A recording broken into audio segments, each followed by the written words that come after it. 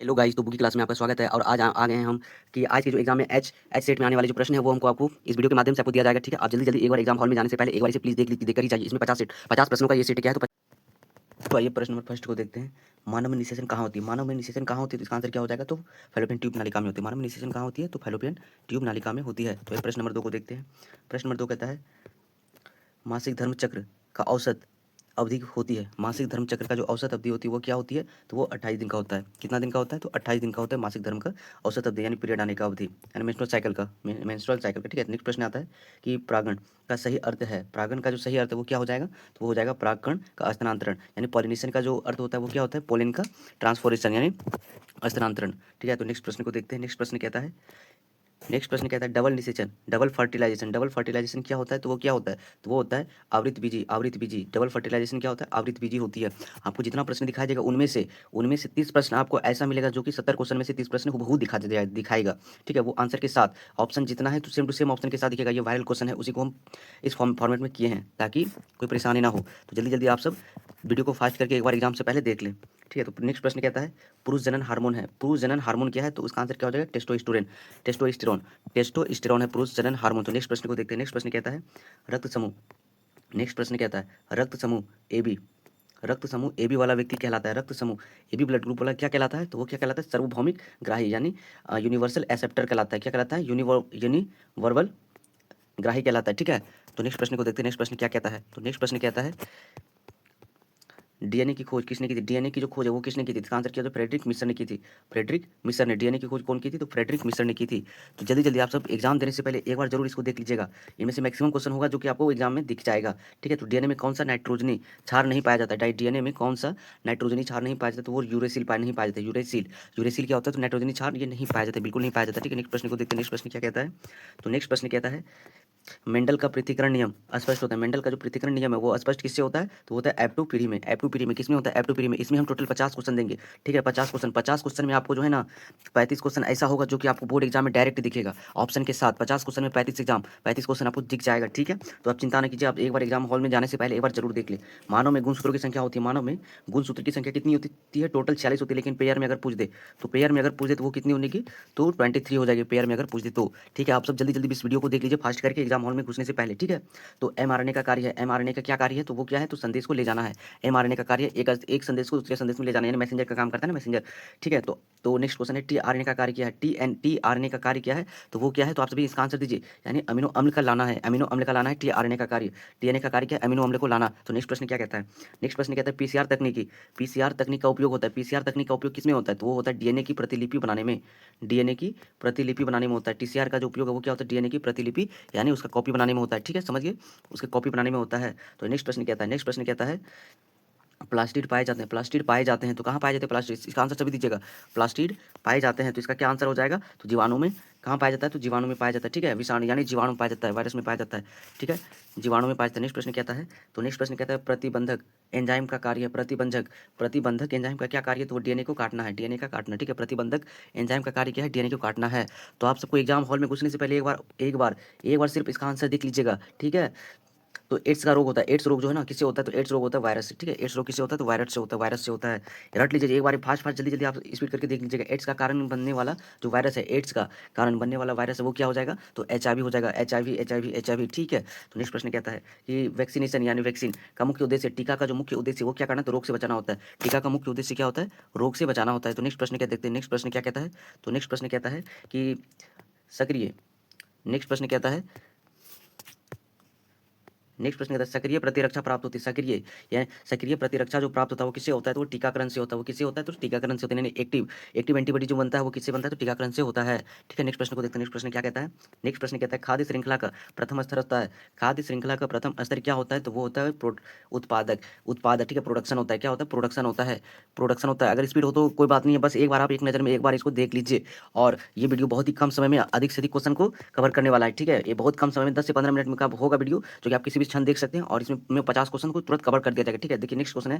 Next question कहता है कि हरित गृह प्रभाव के लिए मुख्य गैस है। हरित गृह प्रभाव के लिए जो मुख्य गैस है वो क्या है, यानी ग्रीन हाउस कौन सा है? ग्रीन हाउस इफेक्ट क्या है? Carbon dioxide. इसमें ऑप्शन में कार्बन डाइऑक्साइड, तो इसका आंसर हो जाएगा कार्बन डाइऑक्साइड। ठीक है, अब दूसरा क्वेश्चन देख लो, 22 नंबर क्वेश्चन है। ओजोन परत पाई जाती है। ओजोन परत पाई जाती है किसमें? तो समताप मंडल में पाई जाती है। समताप मंडल में पाई जाती है क्षोभ मंडल के बाद। पहला होता है क्षोभ मंडल, नीचे सबसे पृथ्वी से सटा होता है क्षोभ मंडल। दूसरा होता है समताप मंडल। तीसरा होता है आयनमंडल। सबसे लास्ट में होता है बहिर्मंडल। ठीक है, इतना याद कर लीजिएगा। ठीक है, एक बार सिर्फ एक बार नजर से देख लीजिएगा, एग्जाम में आपको सॉल्व हो जाएगा। ठीक है, लास्ट क्वेश्चन है, सॉरी लास्ट क्वेश्चन ये 23 क्वेश्चन है। 23 नंबर क्वेश्चन है। ऊर्जा का प्रभाव प्रतिस्थिति तंत्र में होता है। ऊर्जा का जो प्रभाव है इकोसिस्टम में क्या होता है? तो वो होता है एक दिश होता है। एक दिश होता है, ठीक है, एक दिश होता है, यूनिफॉर्म होता है। ठीक है, एक दिश होता है।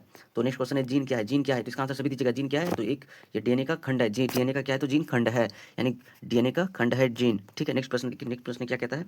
तो नेक्स्ट प्रश्न कहता है निषेचन यानी फर्टिलाइजेशन का के बाद बनने वाली जो संरचना वो क्या होता है? निषेचन के बाद जो बनने वाली संरचना होती है वो क्या होता है? जाइगोट। क्या होता है? जाइगोट होता है। जाइगोट रट लीजिएगा। ठीक है, तो निषेचन के बाद बनने वाली संरचना क्या है? तो वो जाइगोट है।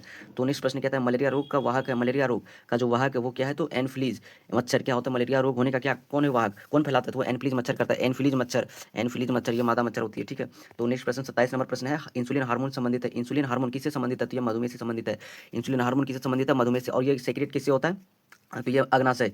ठीक है, अग्नाशय से होता है। ठीक है, अग्नाशय की जो बीटा सेल होती है ना, अग्नाशय की बीटा सेल से इंसुलिन का क्या होता है? तो प्रवाह होता है। अग्नाशय पेनक्रियाज के बीटा सेल से इंसुलिन का प्रवाह होता है। तो नेक्स्ट प्रश्न कहता है 28 प्रश्न नंबर कहता है जैव प्रौद्योगिकी में वेक्टर होता है। जैव प्रौद्योगिकी में ये जो वेक्टर होता है वो क्या होता है? तो वो प्लास्टिड वायरस होता है। क्या होता है? प्लास्मिड वायरस होता है। यानी जैव प्रौद्योगिकी में जो वेक्टर होता है, वेक्टर क्या होता है? तो प्लास्मिड वायरस होता है। ठीक है, नेक्स्ट प्रश्न को देखते हैं। नेक्स्ट प्रश्न क्या कहता है? तो नेक्स्ट प्रश्न कहता है जैव विविधता का अर्थ है। जैव विविधता का क्या अर्थ है? जैव विविधता का अर्थ क्या है? जीवों में विविधता।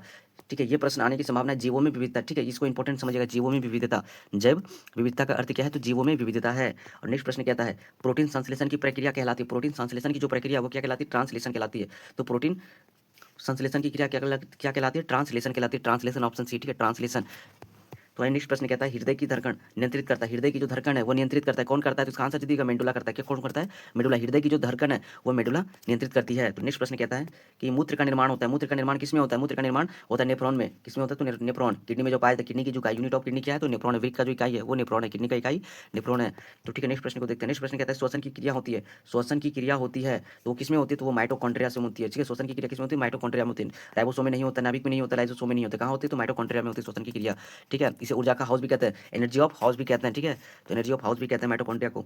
पौधों में जल का परिवहन होता है। पौधों में जो जल का परिवहन होता है किससे होता है? जाइलम, जो से जल। यहाँ से जो से क्या हो जाएगा? जाइलम। फो से फल, फल मतलब भोजन, तो फो से क्या हो जाएगा? फ्लोएम। फो से हो जाएगा फ्लोएम। समझ गया? ठीक है, नेक्स्ट प्रश्न को देखते हैं। तो नेक्स्ट प्रश्न कहता है भोजन का अवशोषण मुख्यतः होता है। भोजन का जो अवशोषण होता है वो मुख्यतः कहाँ होती है? छोटी आंत में होती है। भोजन का जो अवशोषण है मुख्यतः कहाँ होती है? छोटी आंत में होती है। नेक्स्ट प्रश्न देखिएगा। नेक्स्ट प्रश्न कहता है किस विटामिन की सॉरी किस विटामिन की कमी से रतौंधी होती है? तो विटामिन ए। देखिए, और विटामिन ए की कमी से क्या होता है? रतौंधी। विटामिन बी से बेरी, विटामिन सी से स्कर्वी, और विटामिन डी से क्या होता है? रिकेट्स होता है। विटामिन ए से होता है रतौंधी, बी से होता है बेरी, और सी से होता है स्कर्वी, और डी से होता है रिकेट्स। ठीक है, देख लीजिएगा, लेकिन यहाँ पे आपको सी का देख लेना है। कैसे? सी का देख लेना है कि इसका होता है स्कर्वी, और विटामिन ए से होता है रतौंधी। सी और ए में से कोई एक प्रश्न जरूर आएगा। ठीक है, ये ध्यान में रख लीजिए, सी और ए में से पक्का गारंटी एक प्रश्न जरूर आएगा। तो नेक्स्ट प्रश्न को देखते हैं। नेक्स्ट प्रश्न कहता है कि अनुवांशिकी का जनक, ये क्वेश्चन मोस्ट वीवीआई है। इसको आपको जो है ना मोस्ट वीवीआई में आपको लेना है कि अनुवांशिकी का जो जनक है वो किसे कहा जाता है? तो अनुवांशिकी का जनक किसे कहा जाता है? मेंडल को कहा जाता है। अनुवांशिकी का जनक किसे कहा जाता है? तो मेंडल को कहा जाता है। मोस्ट वीवीआई प्रश्न है, मोस्ट वीवीआई। ठीक है, तो मेंडल को कहा जाता है, अनुवांशिकी का जनक कहा जाता है। फिर देखिए जैव विविधता, जैव विकास सिद्धांत दिया है। जैव विकास जो सिद्धांत दिया वो किसने दिया? डार्विन ने दिया है। ये भी वीवीआई क्वेश्चन है। ठीक है, ये क्वेश्चन भी ध्यान में रख लीजिएगा कि जैव विकास का सिद्धांत कौन दिया है? तो वो दिया है डार्विन ने। जैव विकास का सिद्धांत डार्विन ने दिया है। नेक्स्ट प्रश्न को देखते हैं। नेक्स्ट प्रश्न कहता है प्राकृतिक चयन का सिद्धांत दिया है। प्राकृतिक चयन का जो सिद्धांत है वो किसने दिया? तो वो डार्विन ने दिया। प्राकृतिक चयन का सिद्धांत डार्विन ने दिया है। प्राकृतिक चयन का सिद्धांत डार्विन ने दिया है। एक्स और वाई गुणसूत्र पाए जाते हैं। एक्स और वाई गुणसूत्र किसमें पाया जाता है? तो महिला और पुरुष दोनों में पाया जाता है। ठीक है, एक्स और वाई गुणसूत्र है ना, तो वो पाया जाता है पुरुष में सिर्फ। एक्स और वाई, एक्स किस में पाया जाता है? तो महिला में पाया जाता है, और एक्स और वाई किस में पाया जाता है? तो फीमेल में पाया जाता है। एक्स और वाई किस में पाया जाता है? फीमेल में पाया जाता है। ठीक है, यहाँ तक क्लियर है। तो नेक्स्ट प्रश्न देखिए। नेक्स्ट प्रश्न क्या कहता है? नेक्स्ट प्रश्न कहता है नेक्स्ट प्रश्न कहता है कि जीवाणु की कोशिका भित्ति बनी होती है। जीवाणु की जो कोशिका भित्ति वो किसमें बनी होती है? पेप्टाइडोग्लाइकेन की। जीवाणु की जो कोशिका भित्ति होती है वो किससे बनी होती है? पेप्टाइडोग्लाइकेन से होता है। पेप्टाइडोग्लाइकेन से होती है। नेक्स्ट प्रश्न को देखते हैं। नेक्स्ट प्रश्न कहता है हरित लवक में पाया जाता है। हरित लवक में पाया क्या जाता है? हरित लवक में क्या पाया जाता है? तो वो पाया जाता है क्लोरोफिल। हरित लवक यानी इसको क्लोरोप्लास्ट कहते हैं। वो इसको क्लोरोप्लास्ट, ठीक है, क्लोरोप्लास्ट में क्या पाया जाता है? तो क्लोरोफिल, ठीक है, यहाँ तक समझ गए। क्लोरोप्लास्ट में क्लोरोफिल पाया जाता है। तो नेक्स्ट प्रश्न देखते हैं। नेक्स्ट प्रश्न कहता है पारिस्थितिकी तंत्र का अध्ययन कहलाता है, पारिस्थितिकी तंत्र का जो अध्ययन है वो क्या कहलाता है? इकोलॉजी, यानी इकोलॉजी कहलाता है। यानी इकोसिस्टम का जो अध्ययन है वो क्या कहलाता है? इकोलॉजी कहलाता है। यहाँ तक क्लियर है? ठीक है, नेक्स्ट प्रश्न है रक्त का तरल भाग कहलाता है। रक्त का जो तरल भाग है वो क्या कहलाता है? प्लाज्मा कहलाता है। रक्त का तरल भाग क्या कहलाता है? तो प्लाज्मा कहलाता है। रक्त का तरल भाग प्लाज्मा कहलाता है। तो नेक्स्ट प्रश्न को देखते हैं। नेक्स्ट प्रश्न है हीमोग्लोबिन का कार्य। हीमोग्लोबिन का क्या कार्य है? हीमोग्लोबिन का कार्य ऑक्सीजन परिवहन करना। हीमोग्लोबिन क्या करता है? तो ऑक्सीजन को स्थानांतरित करता है। एक ऑक्सीजन को, यानी ऑक्सीजन को क्या करता है? ट्रांसफर करता है, यानी ऑक्सीजन का स्थानांतरण करता है, परिवहन करता है। तो नेक्स्ट प्रश्न को देखिए। तो नेक्स्ट प्रश्न कहता है पराबैंगनी किरणों से रक्षा करती है। पराबैंगनी किरणों से कौन रक्षा करता है? तो ओजोन करती है, यानी यूवी रे से जो प्रोटेक्शन करती है कौन करती है? ओजोन। और ओजोन का जो सूत्र होता है वो क्या होता है? तो O3 होता है। ओजोन का सूत्र क्या होता है? O3 होता है। तो आइए नेक्स्ट प्रश्न को देखते हैं। नेक्स्ट प्रश्न कहता है बीज अनुकरण के लिए आवश्यक नहीं है। बीज अनुकरण के लिए कौन आवश्यक नहीं है? तो वो प्रकाश नहीं है। तो बीज, क्योंकि आप देखिएगा बीज दीजिएगा ना तो वो जमीन के अंदर देते हैं तो फिर भी उसमें क्या होता है? अंकुरित हो जाता है। तो इसलिए प्रकाश की आवश्यकता नहीं है। जल देखिएगा, जल का जरूरत होता है, ऑक्सीजन होता है और ताप का भी आवश्यक होता है, लेकिन प्रकाश की आवश्यकता नहीं होती बीज अंकुरण के लिए। ठीक है, यहाँ तक क्लियर है? आप कम समय में 50 क्वेश्चन को देख ही लेना एग्जाम हॉल में जाने से पहले, ठीक है? तो लाइसोसोम को क्या कहा जाता है? लाइसोसोम को क्या कहते हैं? तो आत्महत्या की थैली कहते हैं, सुसाइड पॉकेट कहते हैं। लाइसोसोम को क्या कहा जाता है? आत्महत्या की, आत्मघाती, या फिर आत्महत्या, या फिर इसको सुसाइड पैकेट भी आ जाता है ऑप्शन में कभी कभी, ठीक है? तो आइए नेक्स्ट प्रश्न को देखते हैं। नेक्स्ट प्रश्न कहता है कोशिका का नियंत्रण केंद्र है। कोशिका का जो नियंत्रण केंद्र है वो क्या है? कोशिका का नियंत्रण केंद्र है वो कौन सी है? तो वो है नाभिक। कोशिका का जो नियंत्रण केंद्र वो क्या है? तो नाभिक है। नाभिक, कोशिका का नियंत्रण केंद्र क्या है? तो नाभिक है। तो ये नेक्स्ट प्रश्न को देखते हैं और ये अंतिम प्रश्न है, ठीक है? यहाँ के बाद आपको एक बार प्लीज इसको सब्सक्राइब और लाइक कर लीजिए। आपको जो इसका आंसर शीट भी दे देंगे और कल के लिए भी एग्जाम कुछ सजेशन प्रश्न भी देंगे। आप इसे मैच कर लीजिए, आपको एग्जाम में कितना प्रश्न आता है। इसमें हम बोल दिया ना 35 प्रश्न से कम नहीं आएगा, ठीक है? तो नेक्स्ट प्रश्न है कि जैव अपघटन का कार्य करता है। जैव अपघटन का जो कार्य है वो कौन करता है? तो वो करता है अपघटक, ठीक है? अपघटक जैव अपघटन, यानी जैव अपघटन का जो कार्य करता है वो कौन करता है? जैव अपघटन का कार्य अपघटक करता है। अपघटक, ठीक है? तो यहाँ तक क्लियर है? तो आइए नेक्स्ट प्रश्न में आपको जो है ना नेक्स्ट वीडियो में आपसे हम मिलते हैं और इसका जो अगर आंसर शीट चाहिए तो इस वीडियो को सब्सक्राइब कर लीजिए, ठीक है? और कल भी इसी तरह से आज एक वीडियो आज अपलोड किया जाएगा, फिर एक कल मॉर्निंग में किया जाएगा, ठीक है? तो आप सब बढ़िया से एग्जाम दीजिए। ऑल द बेस्ट, मिलते हैं नेक्स्ट वीडियो में।